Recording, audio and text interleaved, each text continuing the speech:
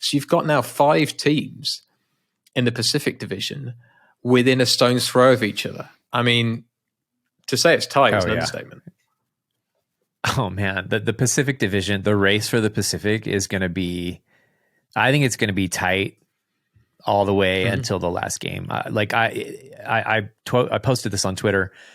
I said there's going to be a lot of leapfrogging coming up, and last night I posted "Let the leapfrogging begin" because it's going to be, it's just going to be teams hopping each other, and really at this point you have 4, arguably 5 teams who all could take the division. Yeah. I mean, right. Really, like the division is up for grabs, and it's nuts, man.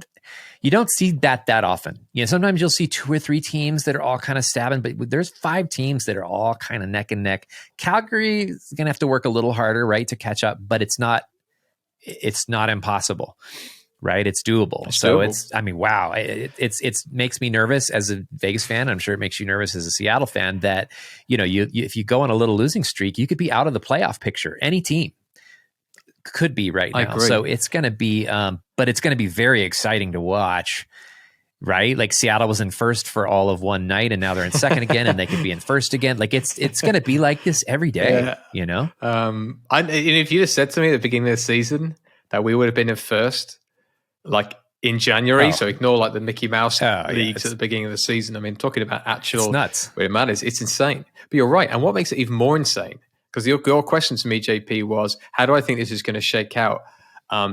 Honestly, and this is me getting some splinters, by the way, because I'm going to royally sit on the fence right now.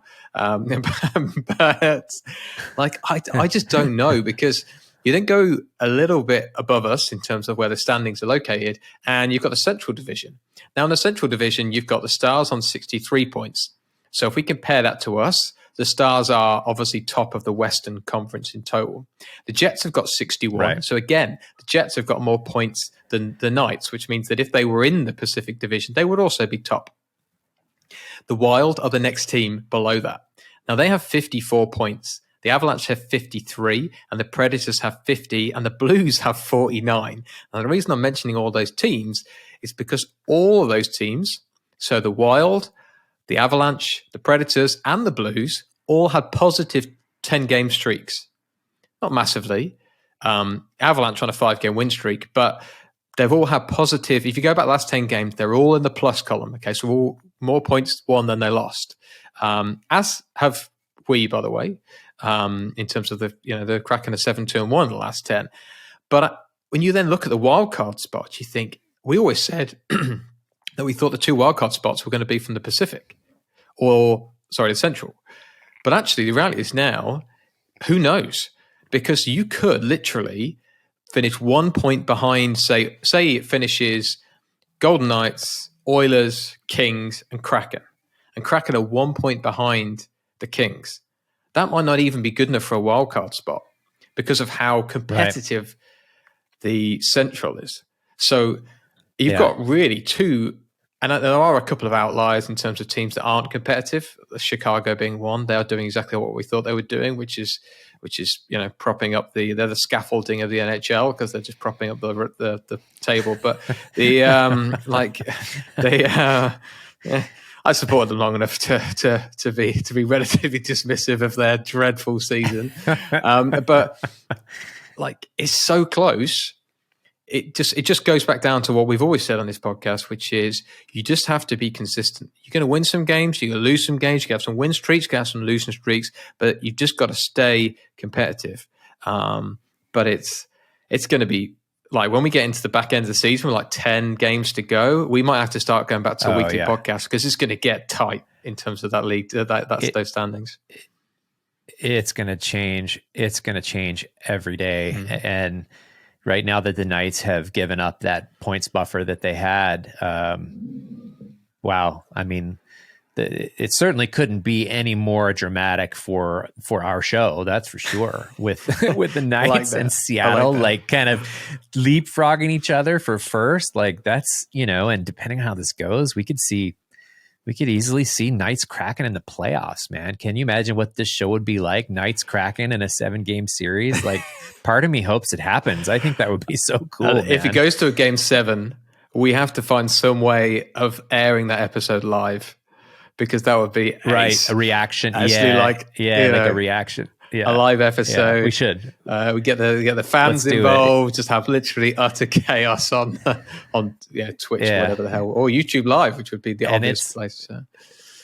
And as the way things stack up right now, it's very possible, right? It could be first round, could be second round. Like it depends on how things shake out. But assuming both teams stay in the picture, which that's the other exciting thing. Mm-hmm. You can't assume that either team's going to stay in the picture, because right now, like I said, all you have to do is lose a handful, and now you're out of the mix. That's how tight it is. Like that's why the Knights fans have been so nervous. Yeah. It's like, well, now we're at the point where you lose a couple more, and now you're completely out of the playoff picture. And we've both got really close, tough run-ins now. I mean, run-ins. There's still like a bazillion games to go, because this is the NHL. But I tell you what is amazing is, do you want to know what the Seattle Kraken's last 2 games of the season are?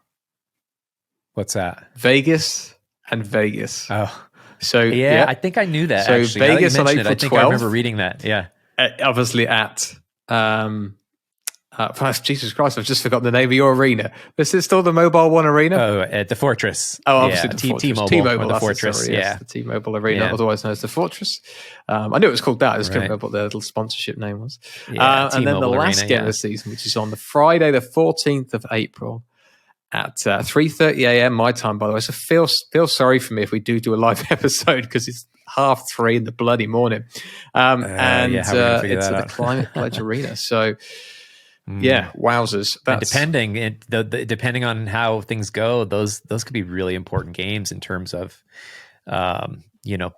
how the division shakes out. So we'll see. I mean, we have a lot of hockey to play till then, but and it doesn't look like it. Like I'm looking at the schedule now, and it doesn't look like a lot of games, but in reality, it's like 20 something games. So there's still an absolute ton of games. But it's going to be interesting to see what happens. I think if it stopped as of now, would I feel comfortable playing the Edmonton Oilers in the first round of playoffs?